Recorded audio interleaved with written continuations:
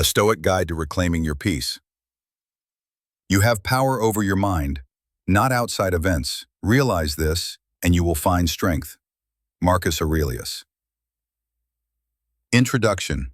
The call for inner security. Imagine waking up and moving through your day without anxiety, without the weight of other people's opinions pressing on your spirit.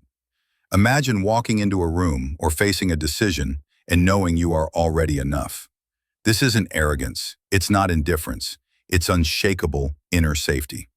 In a noisy world that constantly demands more productivity, more charm, more perfection, the quietest yet most radical act is to stop performing, to stop needing approval, and to root yourself so deeply in your own values that nothing outside can unseat you. The Stoics called this living in accordance with nature, but what they really meant was live in accordance with your truth. Today we explore how. 1. The root of insecurity, where false beliefs begin.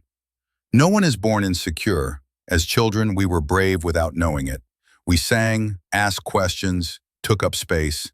Insecurity is not our nature. It's something we learn. It arrives subtly in the form of critical remarks, disapproving glances, comparisons at school or within families.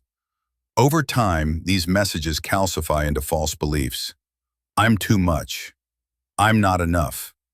I must earn love by being perfect. The Stoics would remind us, any belief that causes suffering should be questioned.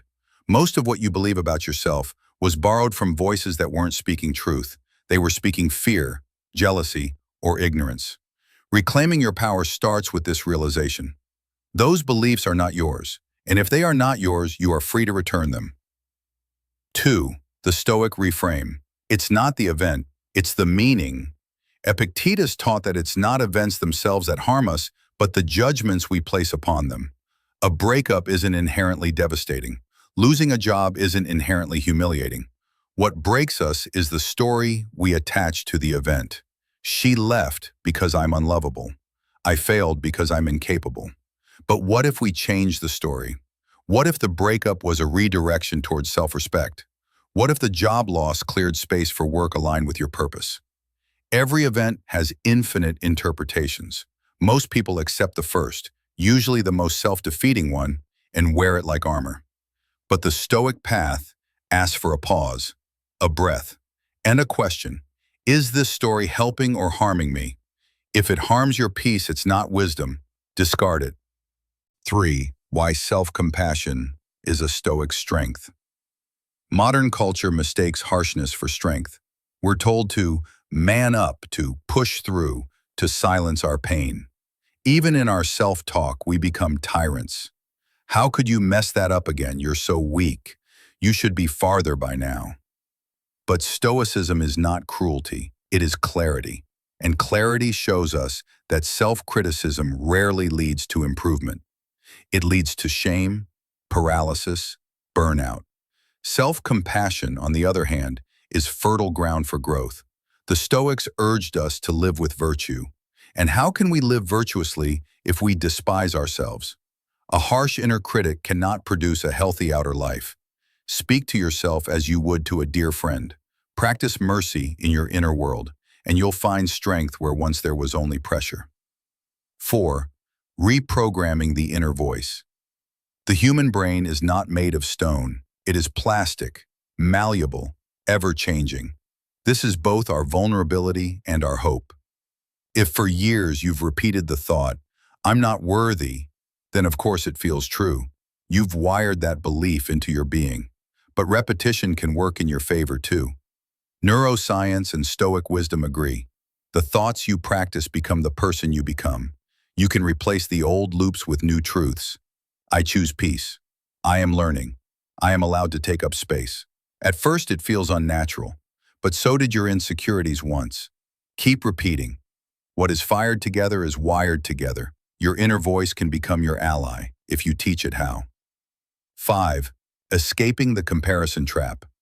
One of the great poisons of our time is the need to compare. Social media has made everyone into a highlight reel, and it's easy to believe that you're falling behind. But comparison is a trap. It tricks you into measuring your entire life against someone else's filtered moment.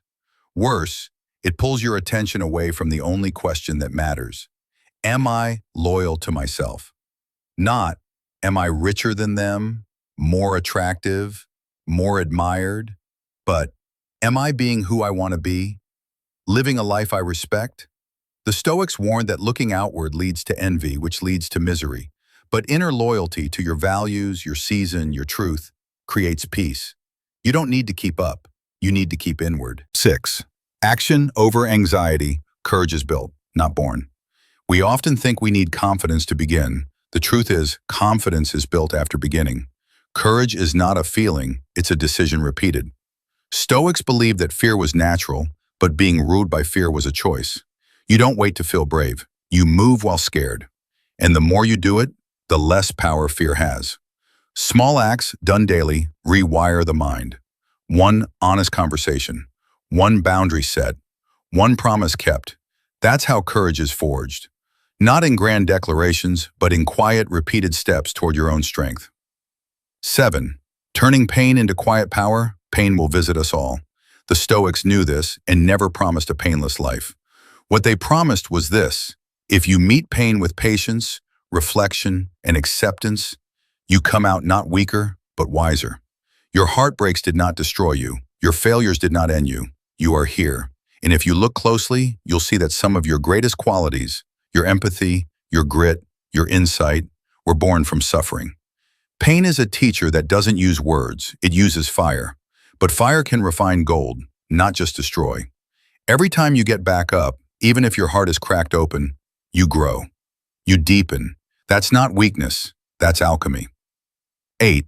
The company you keep shapes the strength you carry. You cannot build inner peace in a storm of toxicity.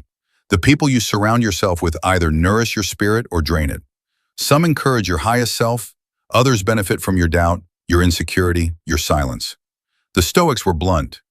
Associate with those who will make a better man of you. Your energy is sacred. If someone makes you question your worth more than they celebrate your growth, step back. This isn't cruelty, it's clarity. Create environments, relationships, routines, spaces that reflect your truth. Because you become what you are constantly around. Choose wisely. 9. Don't wait to be ready, act now. Here is one of the greatest traps, waiting to be ready. You'll never feel 100% prepared. The perfect time does not exist. If you wait for the fear to go away before starting the business, setting the boundary, or speaking your truth, you'll wait your whole life. Marcus Aurelius reminded us, if it is in your power to act, do not delay. Waiting is often just fear disguised as caution, and fear will give you 1,000 reasons to stay still. But every transformation begins the moment you stop waiting and start moving. Don't aim for perfect, aim for progress. Begin and let your actions shape the courage you seek. Conclusion: you were always enough. There is no applause for the quiet work of healing, no standing ovation for choosing peace over proving your point. But this is the real strength, the kind the Stoics revered. You do not need to become someone else to be worthy, you only need to return to yourself. To remove the lies, the fear, the noise, and uncover what has always been there: a calm center, a steady heart, a self that cannot be shaken. You were never missing. You were only covered in layers of belief that did not belong to you. Now you are coming home, and that home is peace. He who is brave is free.